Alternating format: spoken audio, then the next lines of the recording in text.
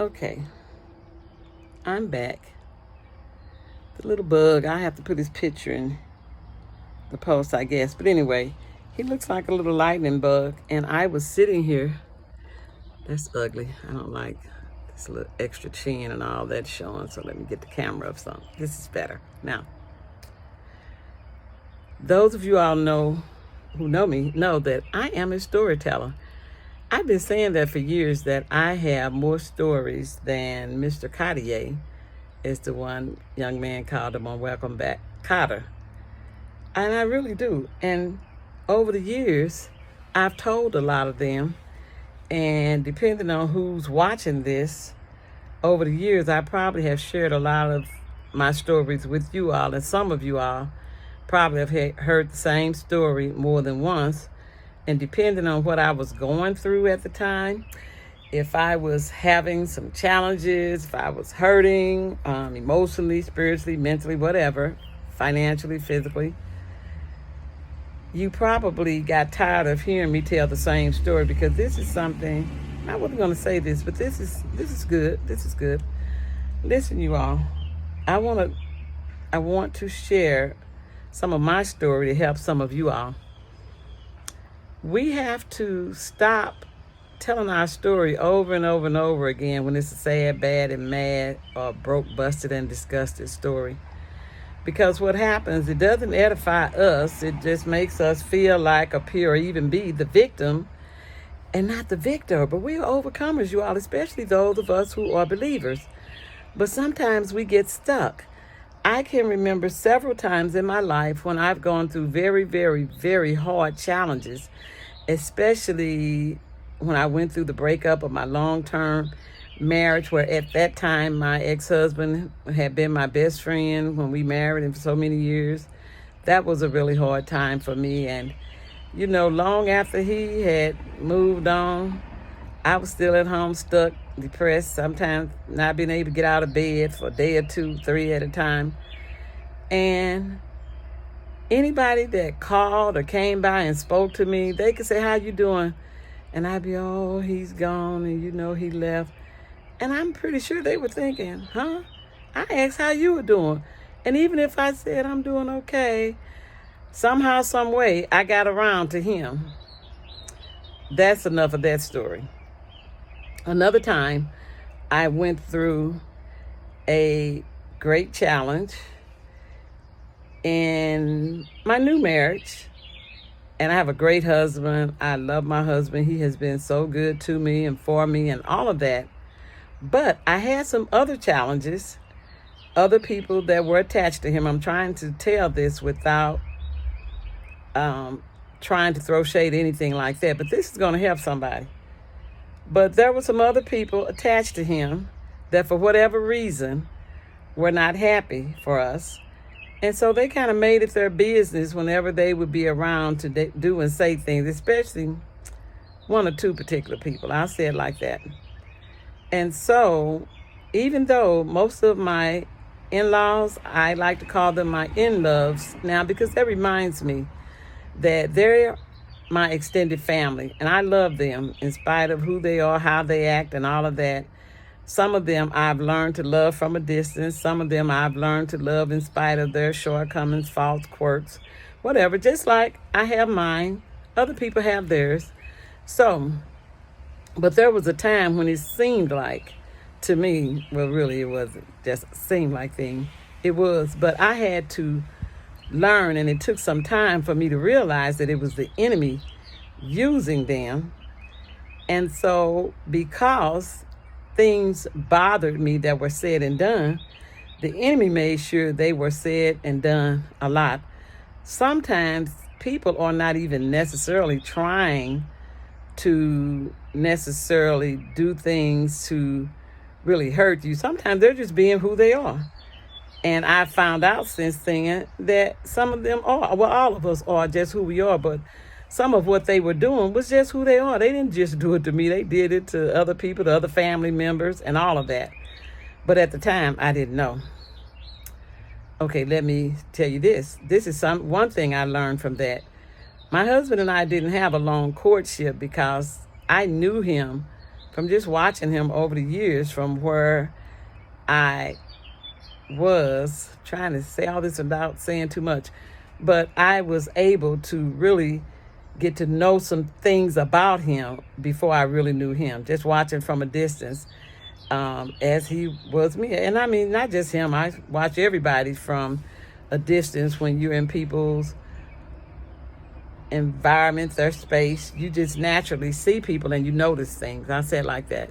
So I knew that he was a gentleman, or that's the way he came across to me. I knew that a lot of people liked him. I knew that he was a worshiper, most of all. And I've always loved a man that would worship unashamedly.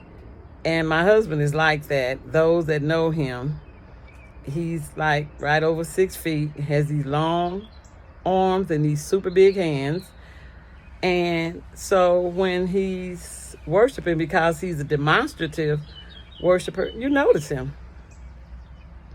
And then when he would finish worship, he would sit down and have to take his handkerchief out and wipe his eyes and all that. And later on, after I learned more about his testimony, I understood why.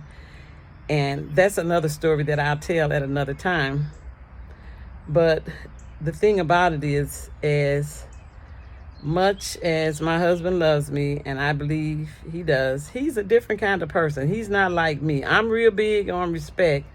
My husband is more of a humble person than me. I am the kind of person that I would rather not be bothered than to always be around someone that's going to be doing and saying things to aggravate me intentionally or anything like that. And I know most people say, well, you shouldn't let things bother you, but it isn't so much that something that has been done or is being done bothers me. It's just the fact that someone would even intentionally try to do and say things to bother me when I didn't think I had done anything to them. And I found out much later that sometimes it's the fact that somebody feels like you're taking their place in a person's relationship, not necessarily, of course, as a wife or even a woman, but just somebody that's special to them. You know, some people feel like if someone is special to them and then you come in the picture and now you're special to them, they see you as a threat or someone to be jealous of or mad at or something like that. So for those of you all who don't know, sometimes that's what's going on. So don't always take stuff personally. I tend to take a lot of stuff personally for a long time. And that was because of my past, my pain, my makeup and all that. Because again, I'm a person that's real big on respect. And since I like to give people a lot of respect, I expect a lot of respect, okay? So again, the devil knows that. And since he knows that stuff like that bothers me, he saw to it that I had plenty of it. So during that time, back to the story.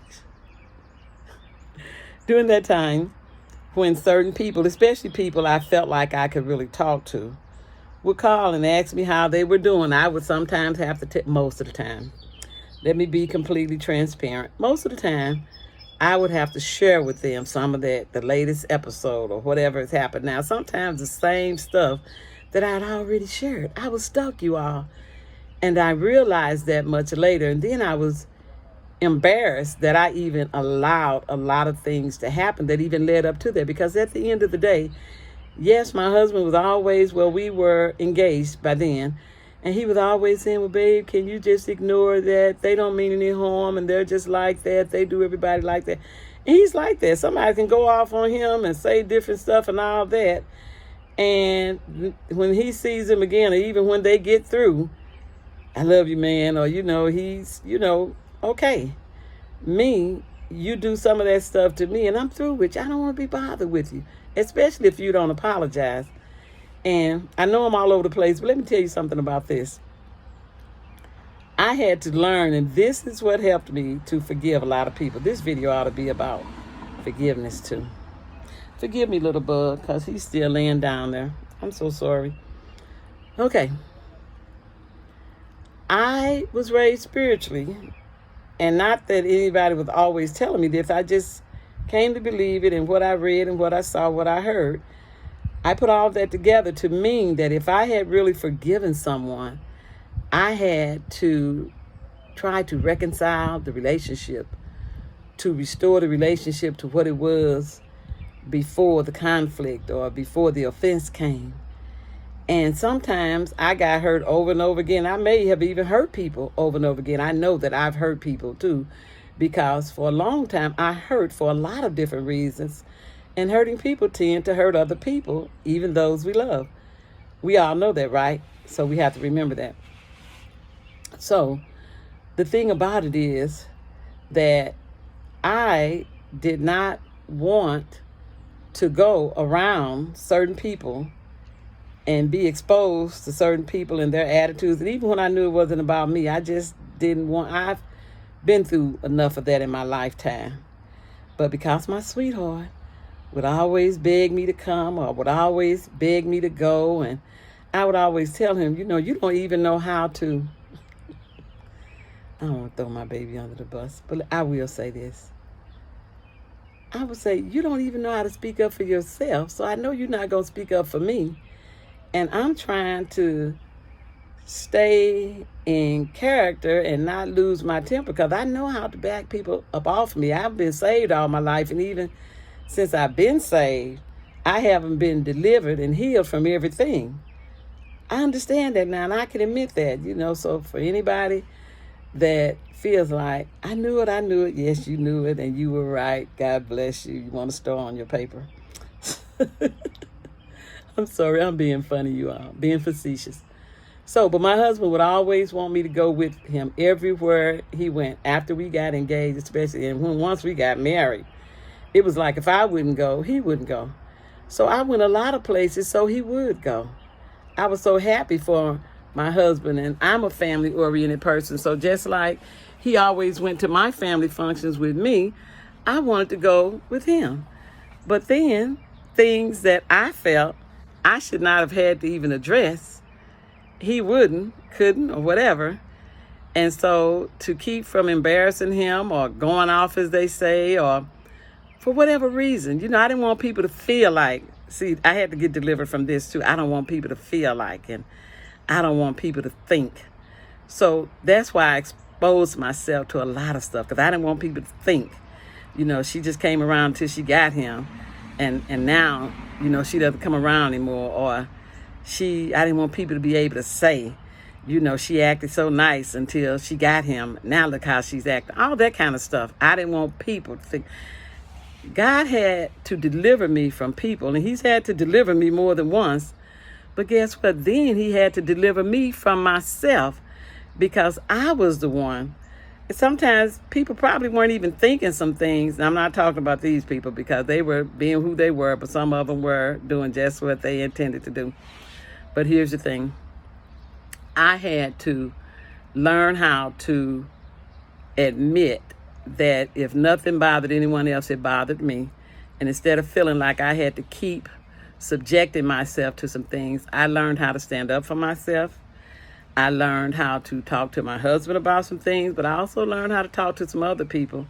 And then I learned how to take care of myself and just don't go and tell him, you're free to go. Would urge him to go, but I'm not going. That's called taking off the mask and the cape. Okay? All the masks. I don't want to pretend to be so saved anymore and so strong that I can put up with all that. And so the mask had to come off and the cape. I'm not that strong. And I found out through an incident that brought all of that to a head, where I had a serious meltdown, that I really was allowing too much, and I had no one to blame but myself. So let me say this. I am Rosemary, the storyteller. I tell my story to help other women to become healed, whole, and free, empowered to fulfill your God-ordained purpose, and to also live a more fulfilling life. I help women to find the joy in their journey. That's my passion. Supporting women through their journey to wholeness while continuing my own. And why do I say while continuing my own? Because I want you to know from the first that I'm not just helping you through yours. I am on this journey. I travel the journey with you. So if any of this resonates with you, you can find me on all social media platforms at Delivered Nation. Yes, Delivered Nation. Or go to my website, takingoffthemask, mask.org, and mask has an S on it. It's plural. Also, you can go to my website and request a free consultation with me. You can also subscribe to receive a free Taking Off the Mask Bible Study Guide so that you too can get in the Word and find out what God says about you, how He feels about you, and how He sees you, so that can also help you to become healed, free, delivered, restored, saved, all that God created you to be. Amen. So God bless you, and thank you so much for watching my video. This is Rosemary, the Storyteller.